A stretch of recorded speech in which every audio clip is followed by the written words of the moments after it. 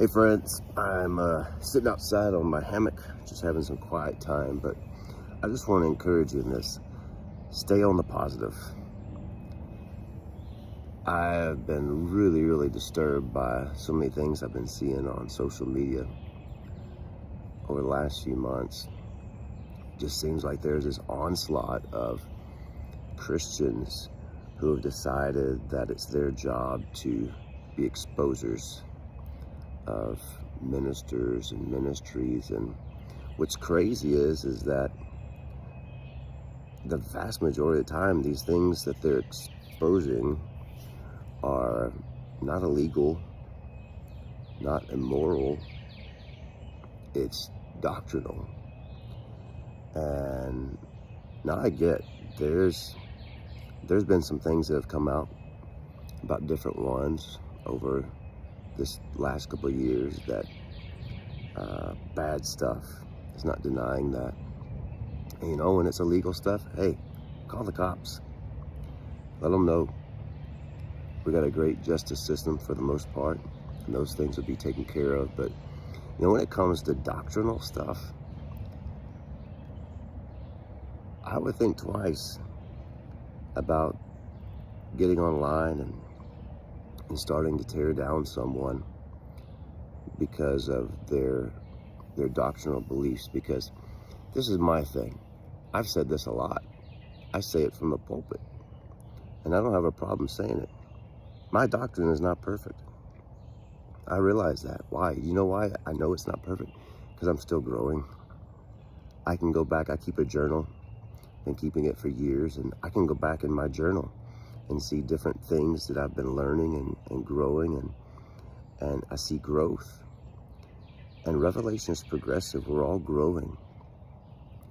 And I would think twice, maybe even 3 or 4 times before getting on social media and beginning to bash, criticize, critique people's doctrine. Because my first question would be this: what if I'm wrong?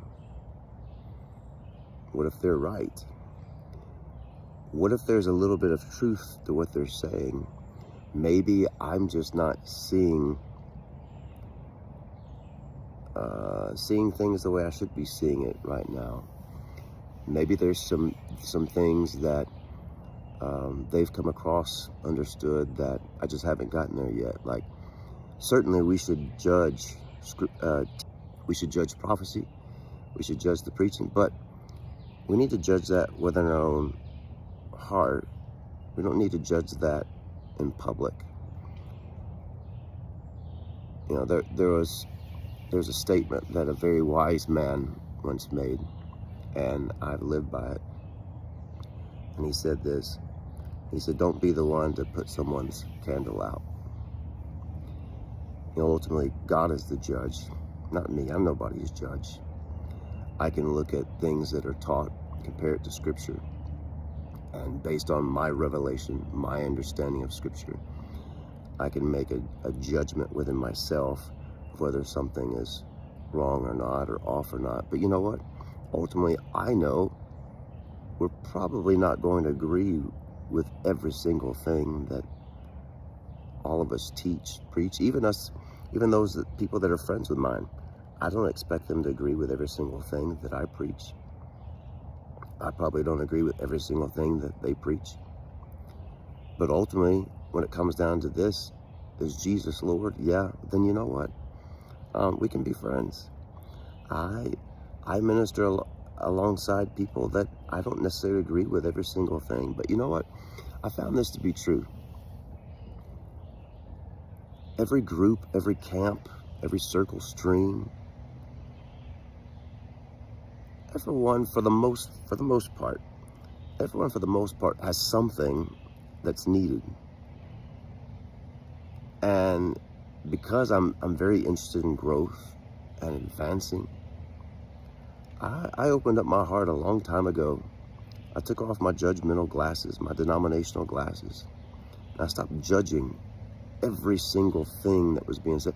I stopped looking for areas that they were wrong, and instead I started looking for fruit in their life that I don't have. And it's amazing what started happening for me as I began to look to see what is it that they have in their life and their ministry that I don't see in mine. Where is it that they have more fruit than me? And it's in those areas that I begin to listen. Now, I found that different groups, circles, streams, whatever you want to call it, denominations, they may have different verbiage. They've got a different culture. They've got different lingo. But if you look past those things that may kind of have turned you off from your particular group, and you listen for truth, you'll find it. And because of that, I've been very blessed to have doors open up to me in various circles and groups in which other people haven't. And I don't say that in a haughty way at all. I'm just saying, like, I've opened up my heart and I'm looking for growth.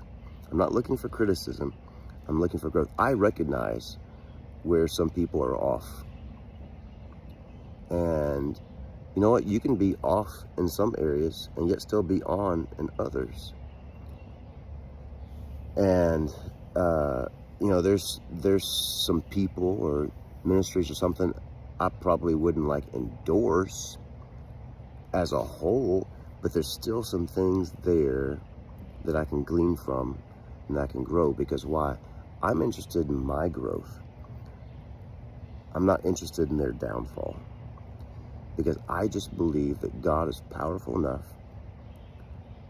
knowledgeable enough to know that if there's a ministry out there, a minister out there that has gotten so severely off, I'm just confident that God knows unto who and unto when that needs to be dealt with and possibly even removed. You know, people will say, well, you know, Paul was exposing people. And that's people's, a lot of people's excuse. Well, no. If you keep it within Scripture, you'll find that when Paul called somebody out, he didn't put it in every single letter that he wrote to every single church. He only mentioned that person's name to that particular church in that particular region, area. He didn't send it everywhere. And if we don't watch it, but I think we're already there, people aren't even focused on building up the kingdom, that they're interested in tearing down people for clicks and likes and shares. And now on YouTube, money. I don't see anywhere in Scripture where Jesus appointed apostles, prophets, evangelists, pastors, teachers, and exposers. I don't see anywhere in the helps ministry where exposers, critics are mentioned at all. I just encourage you, if you're tempted to do that, think twice, think 3 times, 4 or 5. Be careful about that, because again, what if you're wrong? What if the information that you got, because most people are getting it 2nd, 3rd, 4th, 10th hand, what if the information that you got was wrong? What if the information you got was partially wrong? What if there was miscommunication? What if you misunderstood? What if you're actually wrong? And then you're ultimately responsible for having a hand in tearing someone down,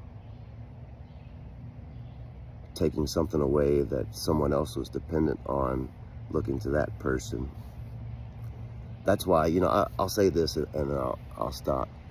There's some things that I know about different ministers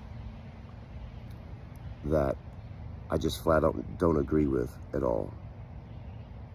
But of those same people, I know people that are friends of mine that or even family members, they very much look up to those ministers, and they glean so much from those ministers, and they've grown so much from those ministers. I would never say anything negative about that particular minister to that friend or family member, because I would not want to darken that light that is in their life, that has helped them to grow and get to the place that they are today. And these things that I know, they're not illegal things. They're not immoral things. Maybe it's some questionable things. But I just say, stay on the positive. Focus on you. Focus on your growth. And if someone needs to be removed from ministry, if that mantle needs to be removed, if that candle needs to be darkened, let God do that. He's the ultimate judge. You do you, you focus on you, let God focus on other people. And things just might might work out a little bit better if we recognize our role and recognize God's role, and we just focus on what we need to do. So, in light of all of that, in light of everything that goes on in this world, in light of everything that goes on in Christianity, stay on the positive. Stay on the positive. Stay in love. Judge yourself before you're even tempted to judge others. And life will be a lot less stressful for you, and a lot more peaceful. So God bless.